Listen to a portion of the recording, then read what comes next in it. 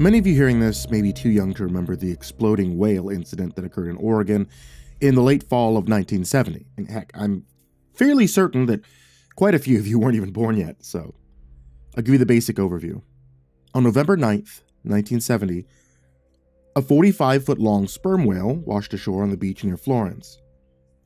For 3 days, it sat there, drawing spectators, local government officials alike. After the first day or so, people were warned to stay away from it.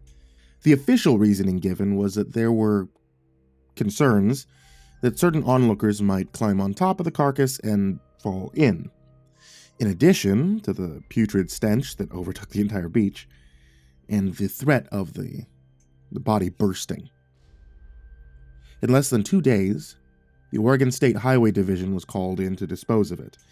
They consulted with the Navy and many munitions experts, and came to the conclusion that the best way to treat it would be like a boulder, and use dynamite to blow it up. And on November 12th, with local and state news watching, they did just that, using half a ton of TNT and creating one hell of an explosion which sent chunks of whale and sand over 100 feet in the air, even crushing in the roof of a nearby parked car. That's the official story, of course. It's all a load of hogwash, though. I know because I made the mistake of getting too close to it one night. Myself, Harvey. I was getting a little ahead of myself, though, so let me back it up. I was just a youngster back then, no more than 11 years old. I lived with my folks in Florence, which back then was much smaller, and in my opinion, a much nicer place to live than it is today.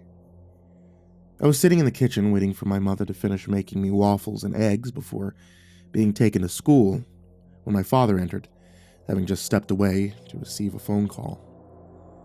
"What do they want, Gordon?" my mother asked, turning to face us, causing her black and white checkered apron to swirl slightly on her waist with a spatula in her hand.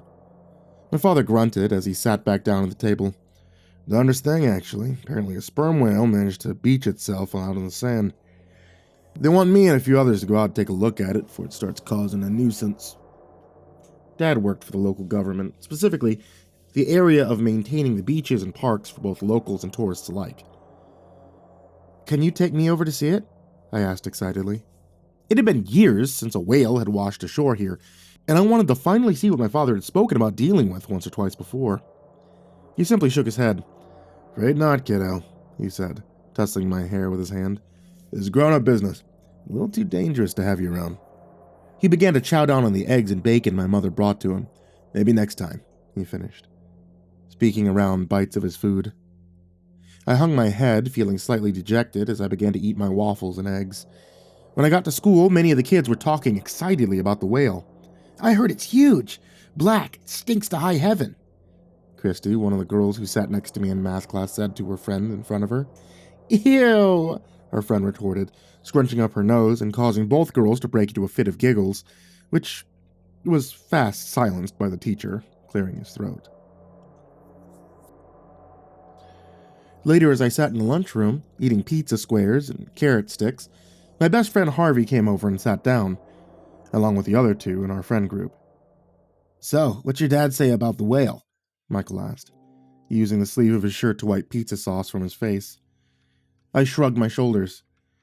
"All he said was it washed ashore, and it was too dangerous for me to go see it," I admitted. Harvey let out a loud belch after downing his chocolate milk, earning a huge laugh from our group, and a stern look of disapproval from the lunchroom monitor in the back. "I heard it's already attracted a huge flock of seagulls and crows around it," he said, after settling back. Gregory chimed in. "Yeah, and it's covered in slime." We all looked at him and laughed. "You really need to stop reading those dime store pulp novels from your parents' bookshelves, man," I said, then leaned in close, all of us doing the same. "I heard it has super sharp and bright white teeth. That's what my older cousin Jana said when she stopped by this morning. Her and her boyfriend had gone for a walk on the beach when they saw it." Gregory looked at him. "Wait, what was your cousin doing with her boyfriend out that early?" he asked. Harvey made a face. "Probably doing some of that gross romantic stuff," he said with a tone of disgust. Each of us scrunched up our faces in a similar manner. "That's not the point," he continued. The point is, none of us has seen a beach whale before. He looked around at each of us, a small, sly smile beginning to etch across his face. So what I'm thinking is, why don't we go down there after our parents go to bed and look at it? Maybe even take some pictures with it. He pointed at me. Alan, didn't your dad just buy you that camera a few weeks ago? I nodded my head. I mean, yeah, but... I began, but he cut me off. Then why don't we go make an adventure out of it? Go see it, he pressed, looking around hopefully at all of us. Michael spoke up. I can't do it tonight, Harv. My parents are going out to dinner and leaving me with a babysitter. You know I can't sneak past Michelle if my life depended on it. Harvey let out an annoyed snort. Fine, maybe not tonight, but what about tomorrow night? He asked. He looked at Gregory. What do you say, man? He asked him. Gregory sat a little lower in his seat, trying to make himself smaller. I don't know, man, he said quietly. If Mom and Dad catch me sneaking out that far, I'll get grounded for life. This time, Harvey let out a disgusted sound. You're such a little chicken shit, he spat. We all gasped at the swear. Each of us had heard our respective fathers let out the occasional curse word around us. But after I'd made the mistake of shouting, damn it, when I stubbed my toe trying to fly up the back porch steps, and was rewarded with a bar of soap in my mouth for it, none of us really ever said them again. Harvey, being the member of our group who liked to break the rules, clearly did not care. He raised his hands and shook them in a mocking way at us. Ooh, he said, before lowering them down and looking at me. What about you, Alan? He asked. You come with me tomorrow night? He leaned in and grinned. Or are you too much of a scaredy cat to come with me? I felt my cheeks grow hot and glared at my friend. I'm not a scaredy cat, and you know it, I growled defensively at him. Who was the one who went into the abandoned house last year? I continued. And who was the one who climbed into the sewer pipe after everyone else chickened out? It was me. I sat up straight, trying to sound as unaffected and tough as I could. Then come with me, Harvey said, looking at our other two friends, and show these two chickens how to become a man, instead of staying little boys. His comment earned mutters and annoyed glances his way, but he was focused on me. He knew he had me, and so did I. He knew I hated being called scaredy or baby, and I would always take the bait when he used that line. So darn gullible in retrospect. Finally, I looked him dead in the eye. Fine, I'll go with you, I said. Yes, he said, grinning like he had just walked into the Woodworth and been told by his parents that he could choose whatever he wanted for lunch, with a root beer float. So here's what we do, he said, lowering his voice to barely above a whisper. Meet me in back of your house in the alley at 11 tomorrow night. We'll bike across the bridge and to the dunes where the whale is. So bring your camera and we'll get proof that we were there. I was about to answer him when the bell rang, signaling that lunch was over. He shot me a thumbs up as he stood up, dumped his leftovers in the trash, and returned his tray. Michael and Gregory patted me on the shoulder as they passed me by. Hey, look, man, they both said, leaving me to stare after them. I wonder what on earth I just agreed to.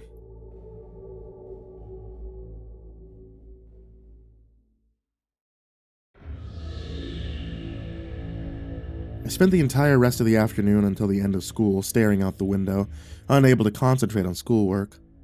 All I could focus on was what I was going to do with Harvey tomorrow night.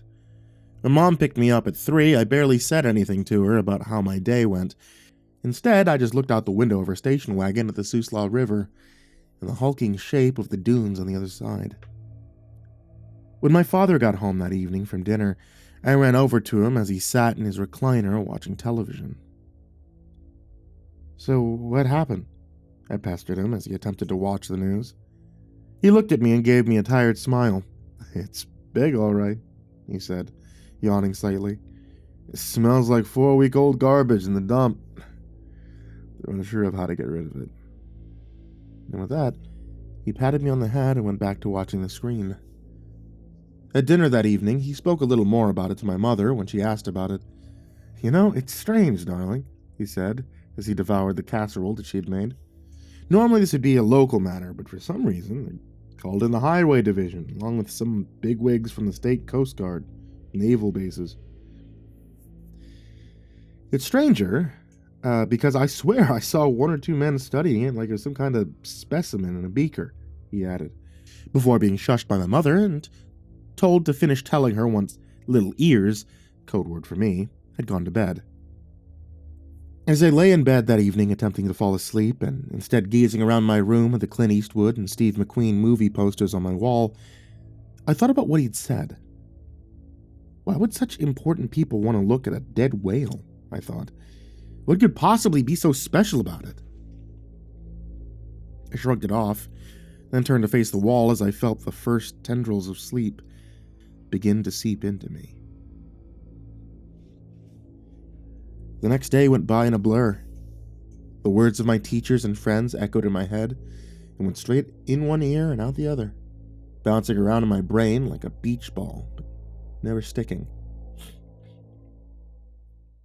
When my mom brought me home, I told her I was going to play in the backyard for a little while. Go upstairs and change your clothes then, she called as I took my books upstairs. I'll whoop your sorry behind if you get grass stains all over your nice new school clothes. I did as she said, changing into a pair of jeans and a t-shirt before discreetly grabbing my father's latest present to me. A brand new Kodak Instamatic camera and a handful of flash cubes, and heading out the back door. In our backyard sat an old, rusting Ford Model T, which had belonged to my grandfather. My father always spoke about restoring it in his memory, but never seemed to find the time to. Making sure my bike was leaning against the side of it, where it couldn't be seen by my parents, I slipped into the cab and hid the camera and flash cubes beneath the seat, before stepping back out and throwing a baseball at our fence for a few hours. After dinner time, I watched a movie being shown on TV with my father in the living room. I believe it was 20,000 Leagues Under the Sea, and then kissed both of them goodnight and went to bed, pretending to fall asleep.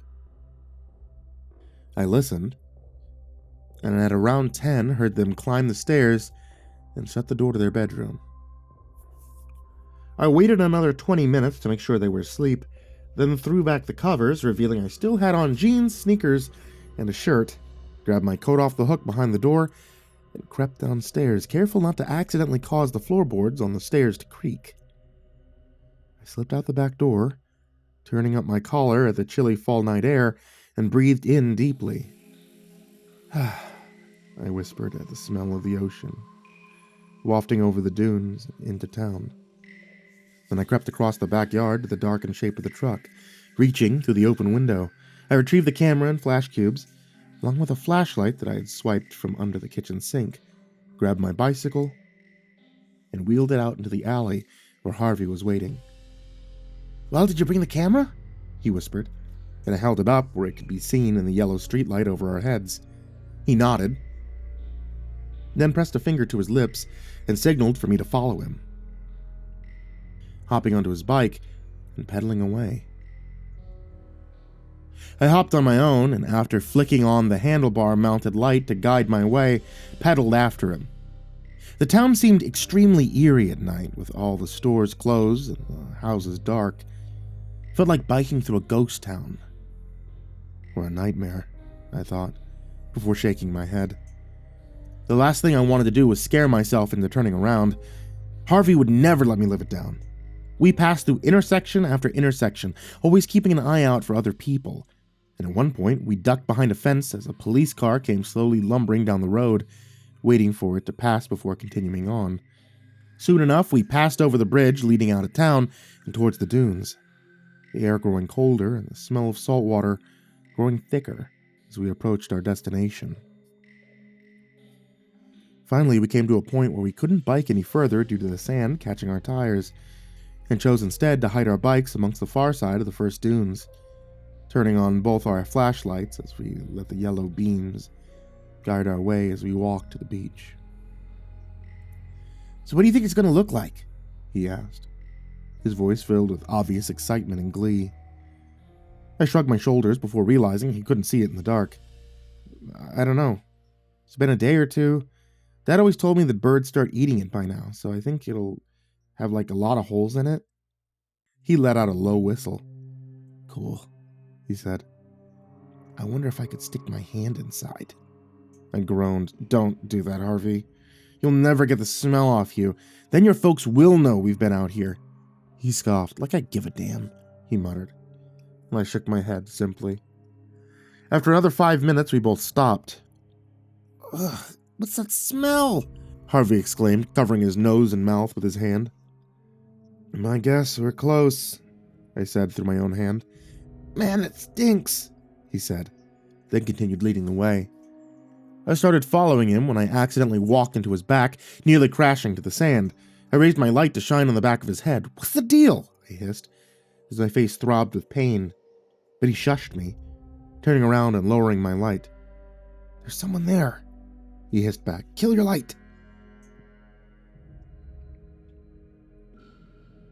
We both clicked ours off and listened. He was right. I could hear hushed voices coming from up the beach in the direction that we were heading. Shh, I heard Harvey whisper, and then saw him crouch forward. For a moment I thought about just turning around and leaving. I didn't want to get into trouble, not when Mom and Dad are going to take me to Disneyland for Christmas vacation in a few weeks. But I couldn't just leave Harvey there by himself, so I reluctantly followed him. When I reached him, I stared out at what he was looking at over the dune. I could see the dark shape of the ocean from here. It's at less than a few hundred yards from where we lay on our stomachs. He also finally saw the whale. It lay on its side about 10 feet from the water's edge, its shape hulking and gigantic. White-lined ridges spread out the top of its back, while the rest of its shape was nothing but smooth blackness. It was easy to tell these features because currently there was a light on it, a bright one. Behind it, I could see 2 or 3 figures standing and talking amongst themselves. Then they began to walk towards us. Down, I whispered. Then Harvey and I made ourselves as small as possible behind the dune. The sound of footsteps digging in and kicking up sand approached, and I heard a snippet of the conversation as it passed by me. It's incredible, I heard a man say. 2 days out of the water, still maintaining vital signs. Combine this with the alterations, I think we discovered a whole new species. One far more predatory and dangerous than we've ever seen before. We gotta get on the horn and get this information out. They drew further away and their conversation dimmed and grew intangible again. The two of us stood up. What were they talking about? I asked, gazing towards the darkness where they'd gone. Who cares? Harvey said, shaking the sand off his coat and pants. I mean, we have a chance to get the pictures, come on. And with that, he began running down the last dune to the giant dark form on the sand. I followed, slower though. Something about the way that the man had spoken had made me feel a twinge of uneasiness. Still, I plodded behind my friend towards the shape. As I drew closer, it rose higher and higher above my head, until it seemed to tower over me like one of the buildings I saw when my parents took me to Portland. Harvey drew closer to the side of the creature. The smell was overpowering now, and I forced myself to breathe through my mouth to keep from gagging. He reached out towards it. Harvey, don't! I whispered urgently. Nothing's gonna happen, Alan, he said, putting a mocking tone as he said my name. It's dead after all, remember? And before I could say more, he placed his hand on it.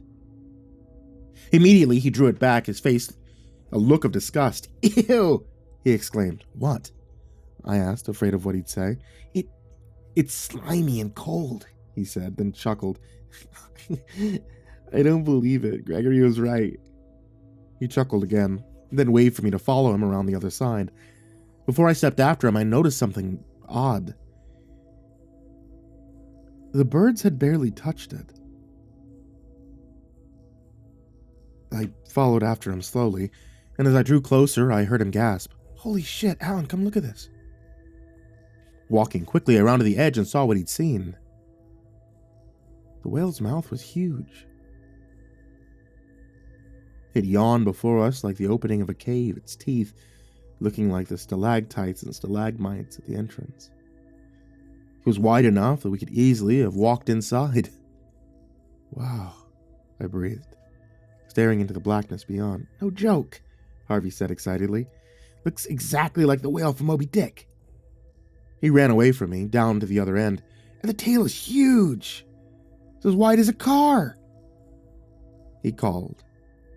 I heard him run back towards me, and he reappeared in the light behind us. You got to take a picture of me in front of the mouth, Alan, he exclaimed. That'd be the ultimate picture to have. All the kids at school would think I'm the coolest kid there. I glanced around, looking to make sure the men weren't coming back, and pulled my camera and a flashbulb out of my coat pocket. All right, but just a few pictures, and then we get out of here, before they come back. I hooked a thumb back towards to where they'd gone. Yeah, whatever, it's fine. Just take the picture, he insisted, moving to stand towards the edge of the mouth. I looked down and pushed the flash cube into the slot at the top of the camera, then moved away about 10 feet to make sure I got as much of the whale in the shot as well as him. As I raised the viewfinder to my eye, a strange feeling came over me. It was almost the same feeling I had when I would turn to find my parents watching me out the window of the house. The feeling of being watched. But when I looked away from the camera, I saw nothing. Nobody. What are you waiting for? Harvey hissed. Take the damn picture! Shaking my head, I again raised the camera, centered the viewfinder on him, and pressed down on the shutter button. The area, for a split second, lit up even brighter by the flash of the cube and the burning smell that would come with it to follow. Take another, he insisted, bending his arm up the way bodybuilders did and striking a pose. I did as he said, but as I pressed the shutter button, something above him caught my head. High over both our heads, I could just barely see the edge of one of the whale's eyes. It was just a tiny glimpse, but something about it seemed off. As my eyes adjusted to the darkness again, Harvey picked up a piece of driftwood from the sand, then held it out like it was a spear he was about to throw. One more, he said, chuckling as he attempted to look like Captain Ahab. I sighed, still feeling like I was being watched, but obediently raised the camera to my eye and sent it on my friend. That's when I noticed it. A flicker of motion from where I'd seen the edge of the eye. I hesitated, staring at the screen through the viewfinder, noting that there was more white than there should have been. But did the eye move? I lowered the camera. Harvey? I said tentatively. You might want to get over here. He looked at me, annoyed. I will, he said, raising the driftwood again, after you take the damn picture. I was about to speak again when I heard shouting coming from off to the side. Frantic and out of breath, I turned, and I saw the three men who had passed us by sprinting towards us, arms waving over their heads like they were trying to signal an overhead airplane. For a second, I couldn't make out what they were saying.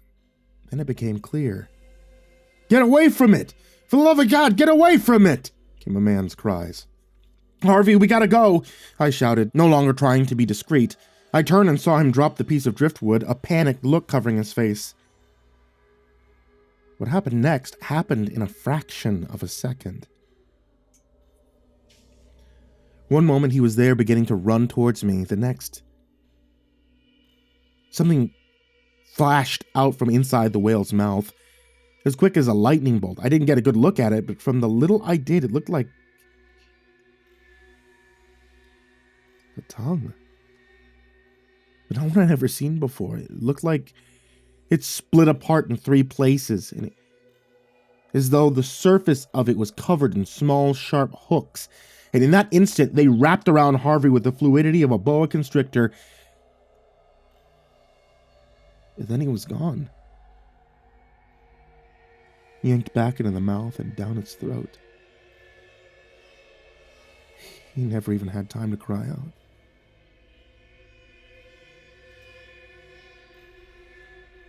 That's when the men reached me. One grabbed me around the waist and threw me as far as they could back towards the lights they had set up. I felt hard on my side, the air driven from my lungs. When I stared up, I felt the color drain from my face. The whale was moving. It was thrashing about on the sand in a frenzied attempt to reach its next meal, and it had found it. The man who had thrown me had been snagged in the clutches of its tongue, and with the same speed that it had taken my friend, yanked him back into its gullet. He, however, had managed to let out the beginnings of a scream. It was choked off as he disappeared inside. I scrambled to my feet, unable to keep myself from crying, snot running down my nose. "Run, kid!" one of the remaining 2 men shouted at me, waving at me with his arms. I took a last look at the thrashing creature on the sand and saw its eye, its diamond-patterned eye, filled with a mix of colors from black to red. The color focused and locked onto me, and I felt my pants dampen as I pissed myself in fear. Screaming, I turned and took the man's advice, running for my life back towards where my bike lay hidden.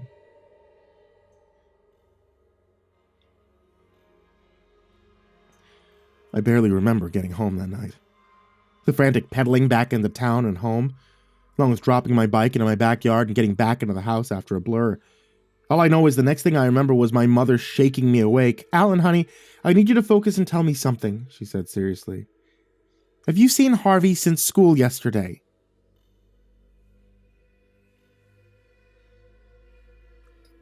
I didn't know what to say to her. I couldn't bring myself to say anything, so instead I simply shook my head.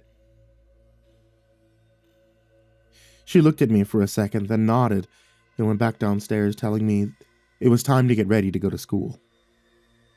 As I got out of bed, I realized I'd dropped my camera when I ran.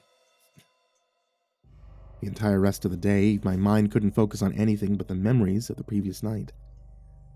My parents and teachers all noticed it, but they chalked it up to worrying about my missing friend. When Michael and Gregory approached me in the cafeteria, I said nothing. When they asked what happened, if we'd gone out there, I just felt numb. I kept replaying over and over in my head that image, the image of my friend being snatched, being swallowed whole. It's a sight that I'd see for years in my dreams, waking me up wearing a sheen of cold sweat on my skin. When I got home that day, my father was looking at me strangely and also disapprovingly. "Alan, when I went out to work today, I was approached by one of the men working with the highway division," he said sternly. "He said he found this lying in the sand out there." He held something out to me, but I felt my heart begin to race as he held out my camera. My camera, which had my name written on the back. He continued, "What have I told you about taking care of your valuables, young man? This camera isn't cheap, and you can't just leave it wherever when you go out to the beach, like we did last weekend." I looked up at him in surprise. He handed me the camera. "Just be lucky it was returned to you. Don't ever pull this again. You understand me?" I could do nothing but nod my head, lowering it so he couldn't see my pale face.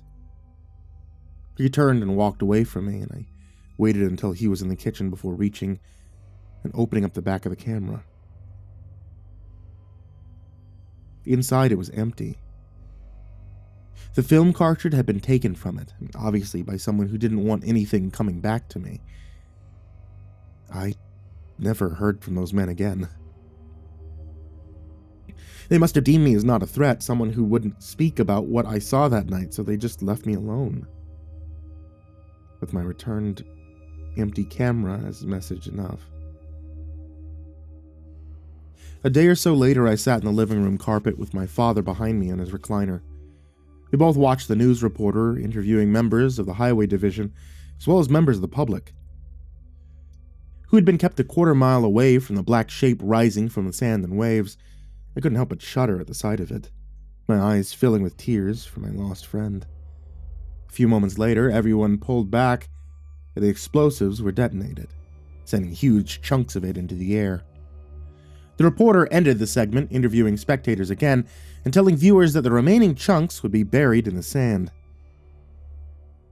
I got up and walked out of the living room.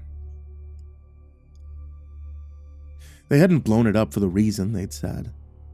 Never blow up any whale that beached itself ashore again, not even when over 40 beached themselves at once, 9 years later. They blew it up because it was the only way to destroy that monster. They never found a trace of Harvey. His parents spent a year trying to locate him. His face ended up on posters, even in the back of milk cartons. I knew they'd never find him. Any trace of him was obliterated when the explosion went off. I'm 64 now. A few years ago, they aired a 50-year anniversary segment about the whale, whatever the whale-looking creature was, and it made me remember all the repressed memories, tried to lock away in the deepest recesses of my mind. Tried to forget again, but I can't. So, I've decided, for the betterment of my mental health, as well as possibly a way to soothe the scars of my soul, to just post this here. I know nobody will believe it, but that's okay. The truth is out there now. Harvey's true fate is out there. And his parents are now long dead. Two things keep picking away at my brain, though. Even in my advanced age, I shudder to imagine if it was that dangerous, beached on land, what would it be like to meet under the waves? And two, and this is perhaps what's kept me out of the ocean for all these decades. How many more of those things are out there?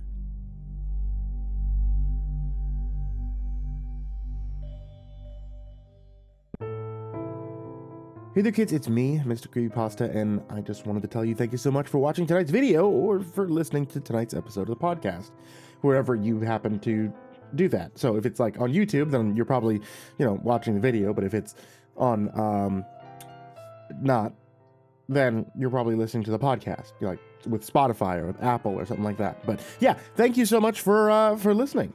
And as always, I want to give a very big thank you to everybody who supports me over at Patreon. That's patreon.com/MrCreepyPasta. I cannot thank you guys enough. Thank you guys so much for being supporters. That goes for everybody who was down in the description, as well as AcidSystem, BallarmsTheRat, Blake Rattler, Mendoza, Brenna, BrimstonePandemonium, Caltuna, Chainsmoker Dealer, ChicagoHitman, CoryxKenshin, Cronut508, CrusaderChocobo, CursepoxPrimarch, Dakota Best, Poulsen, Dante Kinkade, Kraus, Ellie Hutmire, Enchanted Buns, Estebean, Gemma, Hasley, HIDive nephew, himbojerry, hourminsec time, J Keems, Jettis Pet, Jordan Humble, King Crab, Mr. Marcus Splits, Old Penguin, Peaceful Buddha, Psychomel, Red Shadowcat, Remember the Sun, Rinku Star, Salty Surprise, Samara Line, Seclude, Simba's Bloody Mojo, Sky Harbor, Smiley the Psychotic, Sullyman, Tali Sue, the Chavez Brothers. Thank you so much. And honestly, thank you to everybody, even those guys that are in there for just $1. It really helps me out. Once again, that's patreon.com/MrCreepyPasta.